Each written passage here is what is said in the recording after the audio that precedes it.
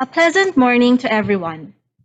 Welcome to the virtual press conference of the Philippine Statistics Authority for the performance of the Philippine economy in the second quarter of 2021, held today, August 10, 2021. I am Ange Aicardo, your host for this event. Before we start, we would like to inform everyone that we are live streamed at the PSA Facebook page. Updates are also tweeted on the PSA Twitter using the hashtag PHGDP. We are honored today to be joined by our resource persons, Socioeconomic Planning Secretary Carl Kendrick P. Chua of the National Economic and Development Authority. And from the Philippine Statistics Authority, we have Undersecretary Dennis S. Mapa, National Statistician and Civil Registrar General.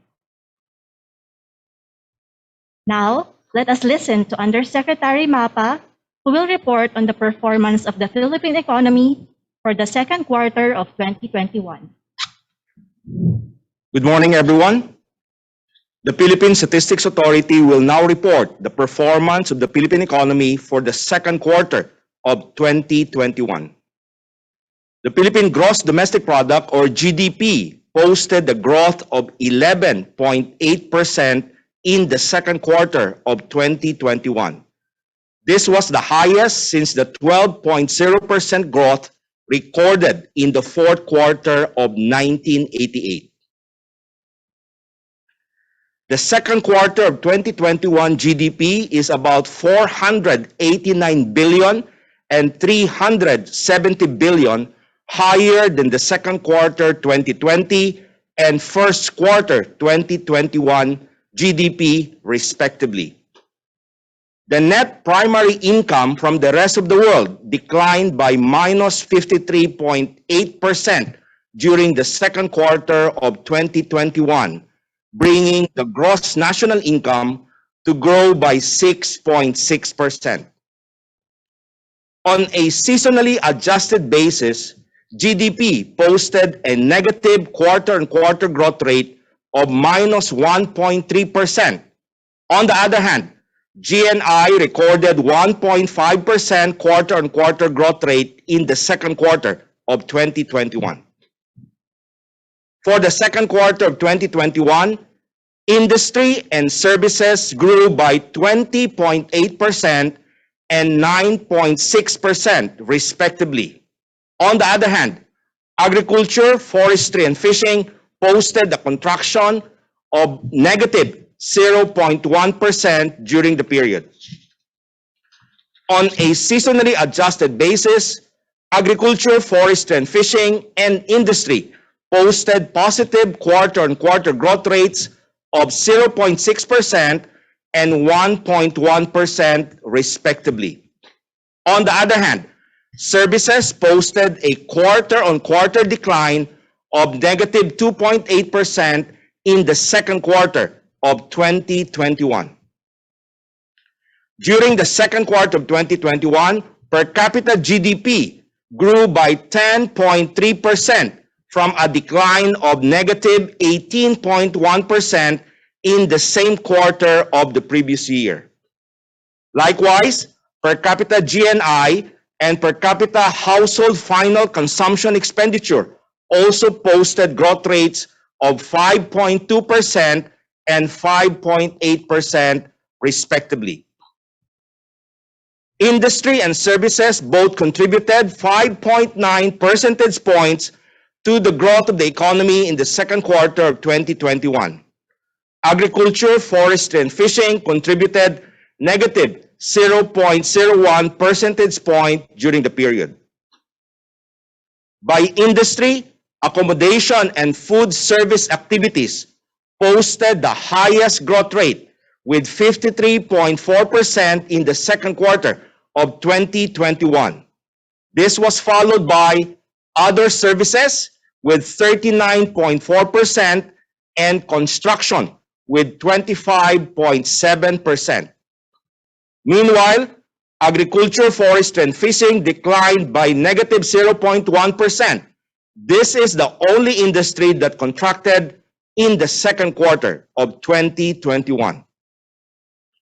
The major contributors to the GDP growth in the second quarter of 2021 were manufacturing with 3.9 percentage points, construction with 1.7 percentage points, and wholesale and retail trade, repair of motor vehicles and motorcycles with 1.0 percentage point. On the other hand, only agriculture, forestry, and fishing contributed negatively with negative 0.01 percentage point to the growth of GDP in the second quarter of 2021. On the demand side, durable equipment posted the highest growth rate with 89.2% in the second quarter of 2021. This was followed by imports of goods with 46.4% and exports of goods with 35.4%. Meanwhile, government final consumption expenditure, imports of services, and breeding stocks and orchard development posted contractions of negative 4.9%, negative 4.4%, and negative 2.8% respectively. For the second quarter of 2021, major contributors to the growth in GDP from the expenditure side were the following: household final consumption expenditure with 5.1 percentage points, construction with 4.7 percentage points, and durable equipment with 2.9 percentage points. On the other hand, negative contributors to the GDP growth for the second quarter of 2021 were the following: net exports of goods and services with minus 4.9 percentage points, government final consumption expenditure with minus 1.0 percentage point, and breeding stocks and orchard development with minus 0.1 percentage point. The Philippine Statistics Authority appreciates your presence in the second quarter of 2021 National Accounts Press Conference. We look forward to meeting you again on the 9th of November 2021 when we report the performance of the Philippine economy for the third quarter of 2021. Thank you and good morning. Thank you very much, Undersecretary Mapa. To deliver the joint statement of the economic managers on the Philippine economic performance for the second quarter of 2021, we have Socio-Economic Planning Secretary Carl Kendrick P. Chua of the National Economic and Development Authority. Colleagues in government, friends from the media, fellow Filipinos, good morning. We are pleased to report that the Philippine economy strongly recovered in the second quarter of 2021. The robust performance is driven by more than just base effects. It is the result of a better balance between addressing COVID-19 and the need to restore jobs and incomes of the people. As reported by the Philippine Statistics Authority today, Philippine economic growth accelerated in the second quarter of 2021 to 11.8% from minus 17% in the same period last year. This is the highest GDP growth recorded since the fourth quarter of 1988. On the production side, all sectors expanded except agriculture, which slightly contracted by 0.1% because of the decline in pork production. Meanwhile, the industry sector grew by 20.8% and services by 9.6% as we manage the COVID-19 risk better and ease quarantine restrictions. On the expenditure side, total investment grew by 75.5%, driven by the near doubling of private investment growth at 94.9%. This points to improvements in business confidence as the economy learns to live with the virus.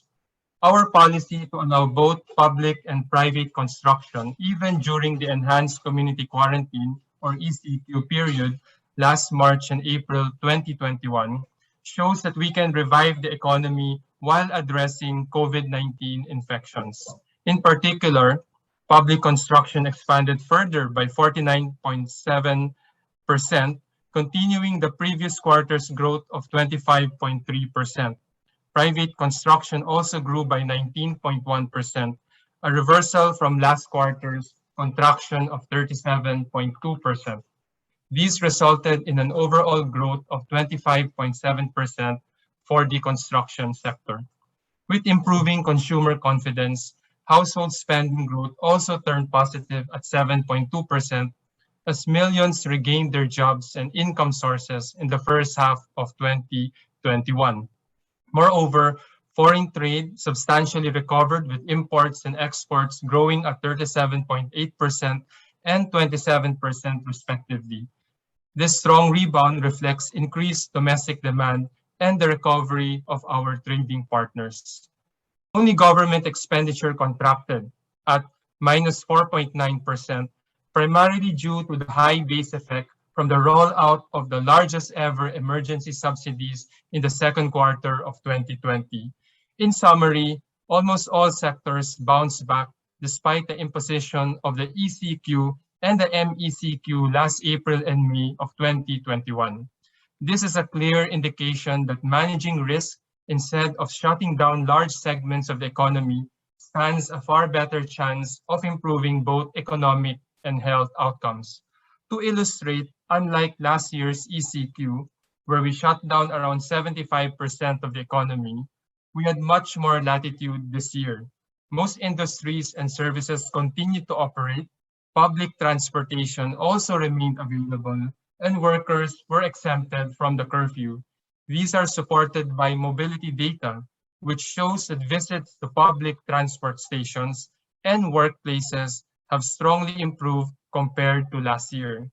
The increase in economic activity has led to more Filipinos regaining their jobs and income. The recent labor force survey results for June 2021 showed that the economy generated around 2.5 million jobs compared to the pre-pandemic level, and the quality of employment has improved given the much lower underemployment rate. The significant improvement in almost all economic indicators highlights the gains from our risk-based approach to quarantines and our strong economic fundamentals. We will continue to accelerate the implementation of our three-pillar strategy to achieve our growth and job targets. First is acceleration of the vaccination program. Second is a safe reopening of the economy while strictly adhering to the public health protocols. And third is a full implementation of the recovery package. On the health front, we have continuously increased our hospital, testing, and vaccination capacity, and we are in a much better position to combat the spread of the Delta variant. We reiterate our call for everyone to cooperate with the government's prevent, detect, isolate, treat, reintegrate, and vaccinate strategy. The reimposition of the ECQ in high-risk areas, including NCR from August 6 to 20, is our proactive response to addressing the spread of the more contagious Delta variant and preclude the return of more lockdowns down the road.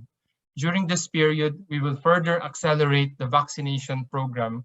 We encourage everyone to use this ECQ period to get vaccinated so we can safely reopen the economy once we have contained the spread of the Delta variant. Our COVID-19 vaccination program is on track. We have been receiving a steady supply of vaccines from multiple sources. Excuse me. As of today, a total of 38.6 million doses have arrived in the country between February 28 to August 8, 2021. Our local government units and partners in the private sector have shown a remarkable ability to administer the vaccines on a wide scale. Last August 5, the country recorded an all-time high of 710,482 jabs in a day. As of August 8, a total of 24.5 million doses have been administered, consisting of 13.1 million for the first dose and 11.4 million for the second dose. For the remainder of 2021, we are expecting the arrival of over 148 million doses of the vaccine. With this, we are optimistic to inoculate 70 million Filipinos or the entire adult population by the end of 2021. This is a step closer to achieving herd immunity in the country. The economy's recovery will also get a boost from the 2021 budget, the Build program, and the implementation of the CREATE law. The economic team also looks forward to the passage of the amendments to the Public Service Act, the Retail Trade Liberalization Act, and the Foreign Investment Act. All these will help attract investments, push up our growth potential, and create more and better jobs.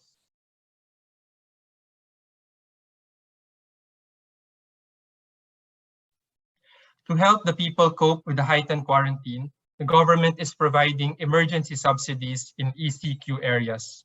Moreover, the government is working to ensure stable and affordable food prices.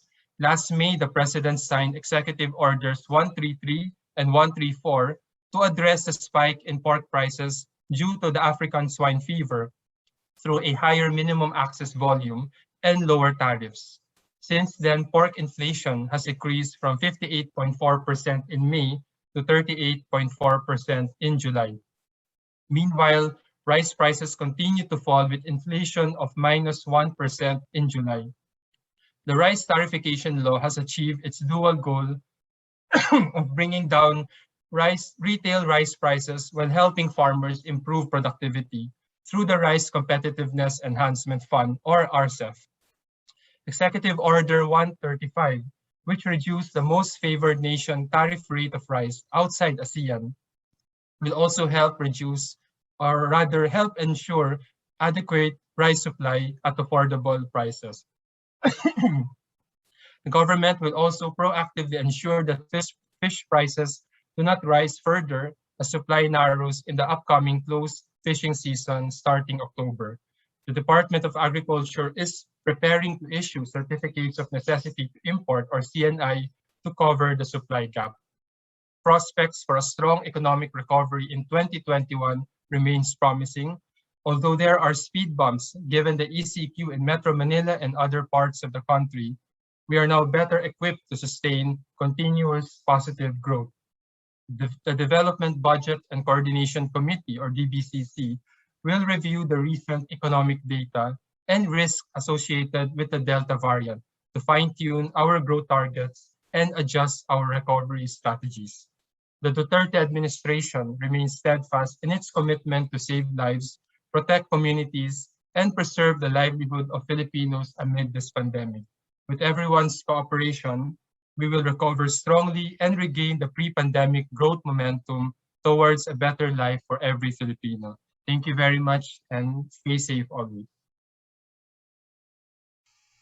Thank you very much, Secretary Chua. Before we start the open forum, we are pleased to welcome our media partners joining us today via video conferencing. Your press kits will be provided through email. Before we begin the Q&A segment, please allow me to give some instructions first so that we have an organized flow. We will prioritize the questions sent to us in advance by our media partners, organized by topic. Then, depending on the remaining time that we have for this press conference, perhaps our resource persons can still accommodate other questions live. To our media partners joining live, you may please send your questions through the Zoom chat box, in which the host will first acknowledge your name and organization, followed by your question. Another option is to ask the question directly to our resource persons. To do so, please use the raise hand feature, then wait for the host to acknowledge you before you state your question. Now let's begin the Q&A segment. Our first question is from Mr. Jerome Morales from Reuters, addressed to Secretary Chua. We understand that DBCC has recently maintained its growth targets for 2021 and 2022. But does the Delta-driven ECQ warrant revisions? Is there any target range for full year 2021 and 2022 GDP growth that we are now looking at? Thank you for the question. The DBCC is constantly reviewing the numbers on the economic and the health side. So with the second quarter results, they are going to help us achieve our target for the year. However, it also depends on the outcome of this present ECQ.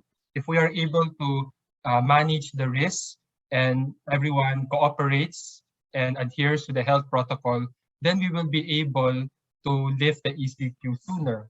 On the other hand, if we do not comply, then it is possible that the ECQ will be longer.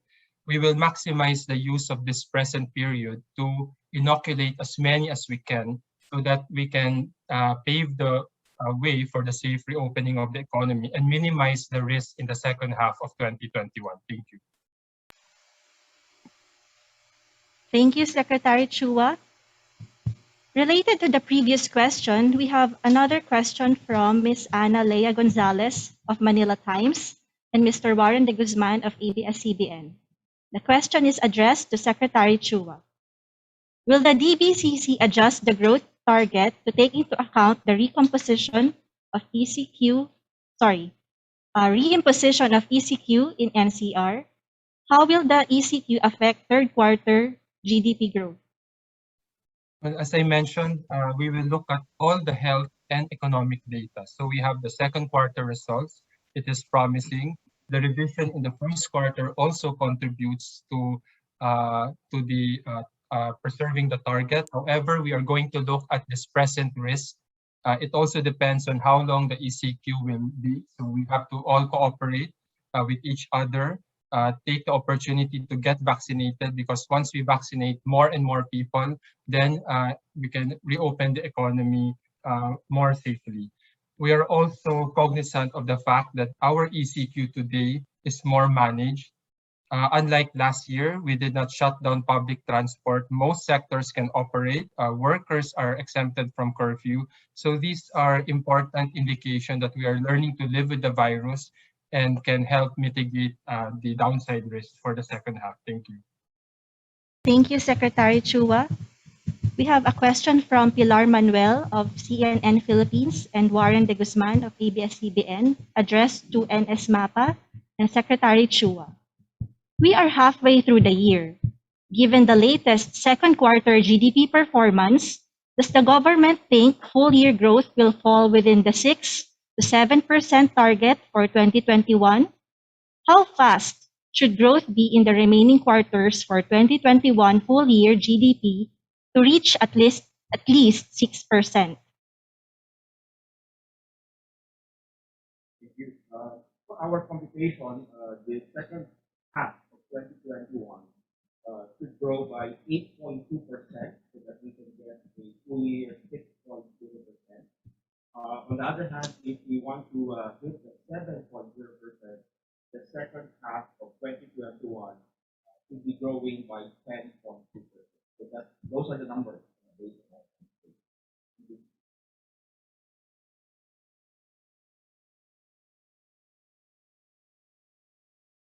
Thank you, NS MAPA. Our next question is from Ms. Eileen Mencias of Abante, addressed to NS MAPA. Is the economy back to pre-pandemic levels? If not, how far is it from pre-pandemic levels? Thank you. For our first half, 2021, the GDP, total GDP constant price is about 8.9 trillion. And this is higher by 3.7% versus the first half of 2020, which is about 8.6 trillion. However, if we look at it from the 2019 first half is about 9.4 trillion. So the 8.9 trillion first half of 2021 is still lower by 6% versus the same period. Thank you. Thank you, NS MAPA. NS MAPA, we have a request from our media partners. If you could please repeat your response to the second and first question earlier. Okay. The economy, if we hit the lower end, which is 6.0% of the target for 2021, the second half of 2021 should grow by 8.2%. On the other hand, if we want to hit the 7.0%, then the economy should grow by 10.2% during the second half. These are all based on the computations of the PSA. For the second question, the first half GDP constant prices is estimated at 8.9 trillion. And this is higher as reported by 3.7% versus the first half of 2020, estimated at about 8.6 trillion.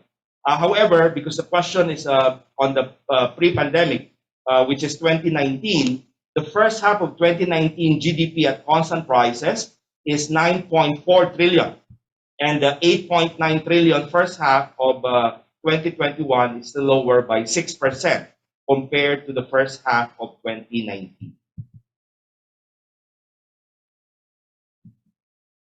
Thank you, NS Mapa. We have another question from Mr. Ralph Vivas of Rappler, addressed to Secretary Chua and NS Mapa. I would like to ask more details on quarter-to-quarter figures, please.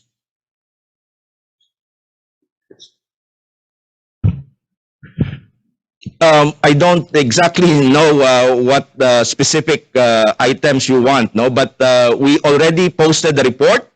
The tables are there, so maybe I would advise if you can check out the tables from our website and then go back on specific questions. Thank you. Thank you, NS Mapa. We have a question from Mr. Ben De Vera of Inquirer. In relation to the previous question, this is addressed to Secretary Chua. Second quarter GDP shrank on a seasonally adjusted basis by 1.3% versus the first quarter output. With another ECQ in Metro Manila and other areas in August, could the third quarter further shrink? You and economic team had touted quarter-on-quarter growth as an indication of economic recovery. What does the quarter-on-quarter contraction in the second quarter tell us now? Thank you, Ben, for the question. First of all, let's look at the second quarter of last year. We imposed the strictest form of ECQ. We did not even allow most sectors to operate. We even closed down the public transport. That has led to the minus 17% growth rate last year. In the first quarter of 2021, most of the country was in GCQ or MGCQ. We opened a significant portion of the economy, but there was a surge or a spike towards end of March and April. So we reimposed the ECQ for 2 weeks in NCR and the MECQ for a further 4 weeks, if I remember correctly. However, we did not impose the ECQ similar to last year. And that explains why year on year, we see the significant improvement because we were able to balance both the economic and health concerns better because we know more about this virus, what to do and not to do, and how to avoid catching it. Now, between the first and second quarter, from GCQ or MGCQ, we had to tighten a bit, and that explains the slight reduction in the seasonally adjusted quarter on quarter. Had we not managed the risk better and allow most sectors to operate and implement or enforce the health protocol, that seasonally adjusted quarter on quarter could have been worse. So going forward from second to the third quarter, we are moving from a period of a combination of ECQ and MECQ and GCQ with heightened restriction to a period wherein we may have some combination also. So in other words, the outcome will depend on how fast we address the present spike and how fast we can vaccinate people, because the more we vaccinate, the more we can safely reopen the economy. Thank you. Thank you very much, Secretary Chua. I see that Mr. Andreo Calonzo is raising his hand. Mr. Andreo Calonzo. Hi, good morning. Secretary Chua, given the current situation, with the lockdown, what's the economic manager stand now regarding further uh, pandemic relief measures or stimulus? Thank you, sir. Whenever we impose the ECQ, we need to help the people. That is why in the ECQ areas in NCR, the government has released, I think, almost 11 billion. In the ECQ areas in the rest of the country, we also did the same. Now, the 2021 budget has a lot of subsidy items. There are items in the DSWD and the DOLE's budget. So these are really meant to be used to support people affected by the quarantines. And if the ECQ will be also expanded to other areas, then the government stands ready to help. Thank you. Thank you very much, Secretary Chua. We have a question from Mr. Ted Cordero of GMA News Online and Ms. Bea Laforga from Business World. This is for Secretary Chua. Is the 6 to 7% target achievable now that the second quarter growth is at a historic high? Is this enough to offset the effects of ECQs in the third quarter? How much does the economy have to grow in the second half to meet our 6 to 7% growth target? I think both questions were answered earlier, but let me just summarize. The first half data supports our 6 to 7% growth target for the full year. The third quarter developments is something we have to watch carefully. The longer we have ECQ, then the higher the risk that we may not achieve our target. So to avoid this, we really have to maximize this period wherein we proactively curtail possible future and more stringent lockdowns and use this time to vaccinate as many as we can. At the same time, I am pleased that our ECQ imposition this year also has a lot of management of risk. For instance, you can see the people still allowed to work, the public transport still open, unlike last year. And so long as everyone will comply with the strictest health standards, I think we can strike this balance of moving the economy towards reopening soon and at the same time containing the virus. Our experience last March and April shows that it can work. Thank you. Chua. The next question is from Ms. Kai Ordinario of Business Mirror for NS Mapa. On the needed growth for the second half of the year, have we recorded a similar growth before? Can we get this? When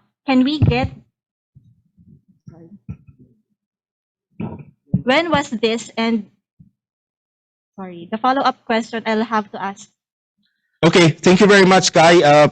Our historical data showed that we did reach, as I mentioned, the highest growth of GDP was recorded during the fourth quarter of 1988 at 12.0%.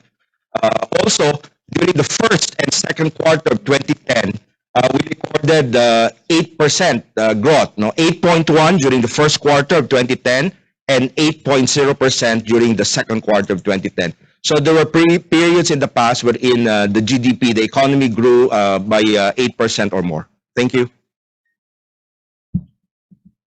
Thank you very much, NS Mapa. We have a follow-up question from Mr. Andreo Calonzo of Bloomberg. Mr. Andreo? Hi, thank you. For Secretary Chua, sir, the quarantine classification seemed to, obviously has an effect on growth. So with this 2-week ECQ that we have now in the second quarter, can that, with this current situation, can we still achieve the growth target that we have? So considering the third quarter lockdown that we have, and how long of a strict lockdown can we afford to still achieve even the lower end of our target? Or will this entail that we open up or we're in GCQ for the most part of the year so that we can achieve our growth target? Thank you, sir. As I mentioned, it depends on how long this will last. So We have done this ECQ proactively to contain a possible stricter lockdown if we don't do anything now. We are going to spend this time proactively to prepare and to inoculate as many as we can. So as I mentioned, the longer the quarantine or the ECQ lasts, of course, the more impact or risk to growth for the entire year. We are not only concerned about growth at a particular quarter or month or an instantaneous period. We are concerned about the entire year. So we are looking at this ECQ as an investment, as a proactive measure to prevent a worse outcome. Thank you. Thank you very much, Secretary Chua.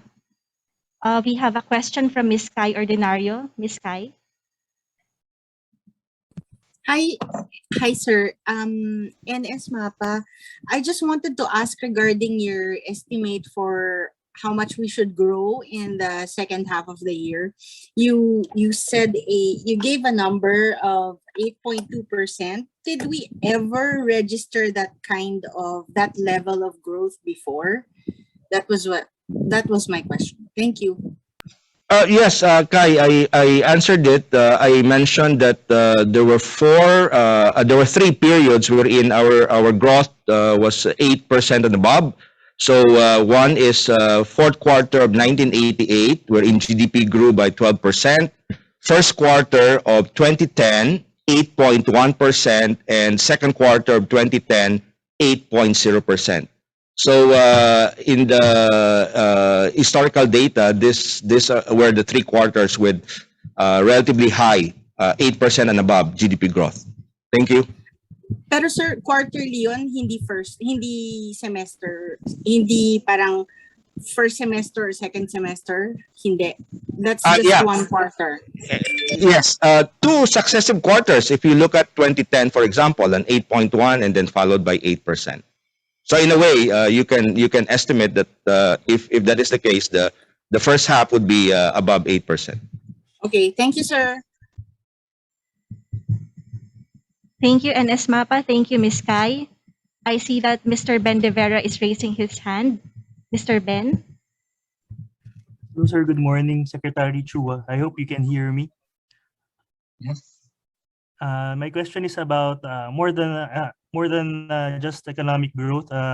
Some economists and think tanks are saying that the Philippines would suffer one of the biggest scarring, and it could spill over to poverty or poverty reduction efforts and also jobs. Sir, besides the measures you've already mentioned to revert to economic recovery, how about addressing the deep scarring that was caused by this pandemic? Thank you. Thank you, Ben. We are very concerned about scarring effects, especially on the people who are largely affected by the pandemic. So both the workers, the students, and those people who are sick of other diseases apart from COVID. That is why we advocate very strongly from the start to manage this risk of COVID versus the non-COVID risk of other sickness, of hunger and joblessness better. Our experience shows that when we make a better balance between the COVID and non-COVID factors, we were able to recover strongly, whether it is the GDP numbers or the job numbers or the quality of jobs as measured by the underemployment rate, or even the external surveys, poverty and hunger rates. So I think this is the most cost-effective way of preventing the scarring.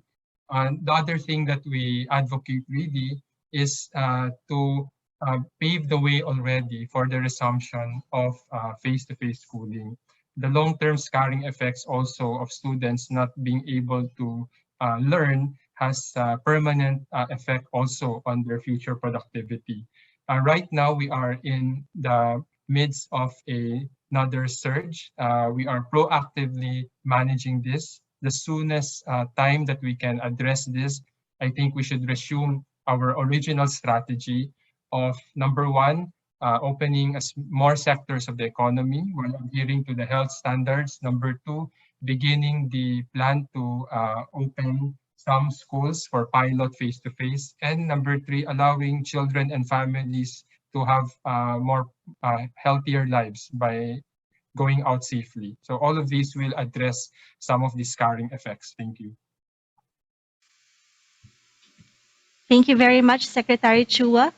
Because we only have a few minutes remaining for this briefing, we will only allow one last question from our press or media partners. Ms. Lois, I see that you're raising your hand. You're Hi, acknowledged. hi. Thank you so much, Ange. Good morning, Secretary Chua and NS MAPA.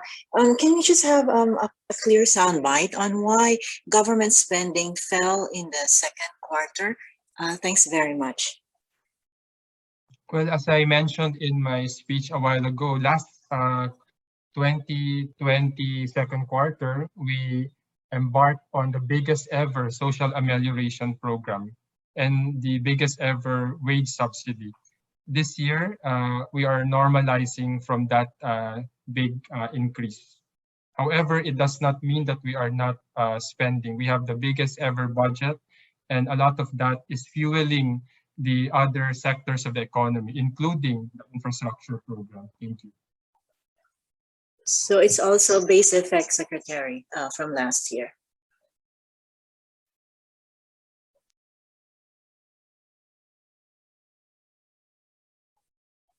Secretary Chua.